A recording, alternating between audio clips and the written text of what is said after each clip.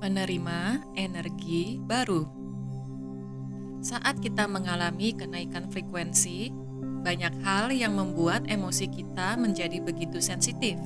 Kita dengan mudah terpengaruh akan apa yang dikatakan orang maupun situasi yang membuat kita tidak nyaman.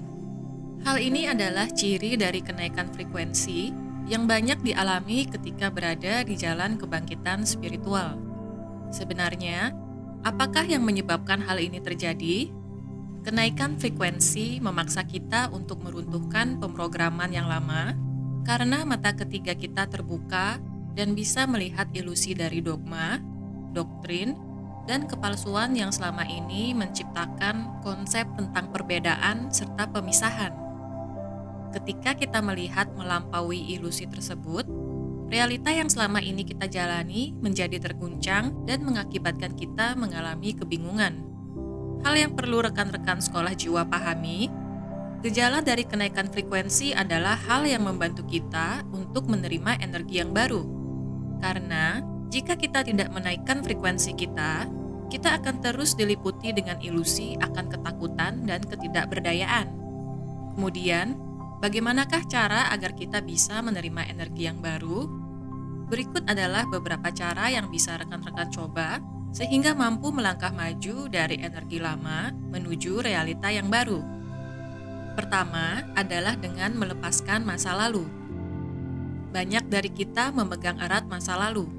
Masa lalu yang terus kita putar di otak kita biasanya membawa energi lama seperti dendam, sakit hati, kekecewaan, kesedihan, kemarahan, maupun rasa bersalah. Emosi tersebut membawa energi dengan frekuensi yang begitu lemah. Ketika memendam emosi tersebut, tidak jarang kita merasakan sakit fisik yang mengganggu kehidupan sehari-hari. Bagaimanakah cara kita melepaskan masa lalu? Kita harus melakukan kontemplasi pada saat berdoa maupun meditasi, dan memaafkan orang lain serta diri kita sendiri. Kita harus melepaskan segala kenangan yang mengganggu pikiran kita, serta menghalangi kita menerima energi baru yang begitu menenangkan dan memberikan kita kedamaian.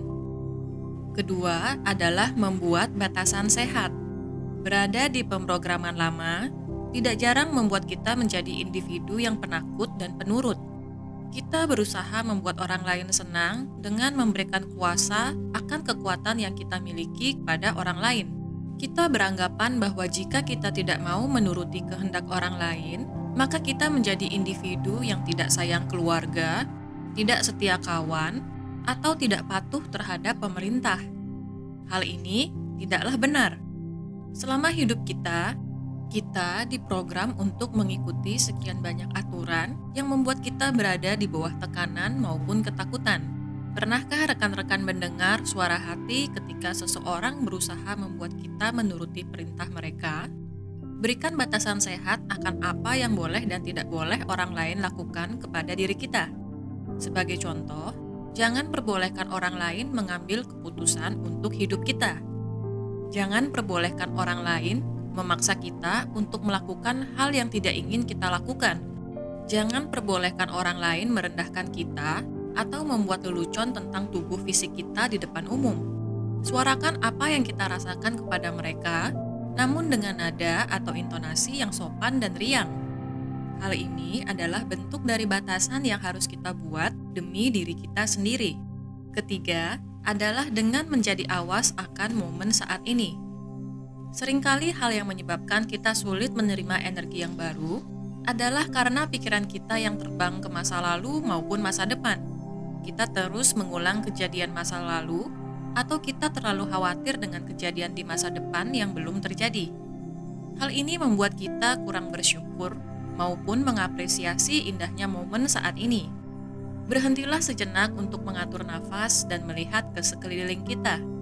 Tidak jarang kita melupakan hal-hal yang begitu berharga yang saat ini ada di sekitar kita karena terlalu sibuk dengan penuhnya pikiran kita akan hal-hal yang sebenarnya tidak nyata. Cobalah untuk merapikan dan membersihkan kamar atau ruangan kita. Hal ini akan sangat membantu untuk menerima energi yang baru, karena energi lama terus terpendam pada ruang yang tidak pernah dibersihkan Apalagi ketika kita banyak menumpuk barang-barang lama yang sebenarnya sudah tidak kita gunakan lagi. Mulailah dari merapikan lemari pakaian, meja belajar, tempat tidur, hingga keseluruhan kamar. Ketika hal ini sudah kita lakukan, suasana hati kita akan meningkat dan kita akan terinspirasi untuk menyembuhkan diri dengan menerima energi yang baru. Cara yang keempat adalah dengan mengubah rutinitas. Kegiatan yang berulang atau rutin setiap harinya membuat otak kita kurang kreatif.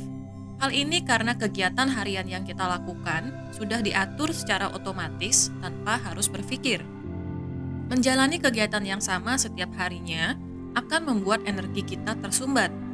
Ubahlah rutinitas kita. Sebagai contoh, jika biasanya kita bangun terlalu siang, maka cobalah untuk bangun lebih pagi dan melakukan olahraga ringan serta meditasi. Lakukan kebiasaan baru ini dengan disiplin, karena hanya dengan dedikasi kita bisa meninggalkan energi yang lama dan siap menerima energi yang baru.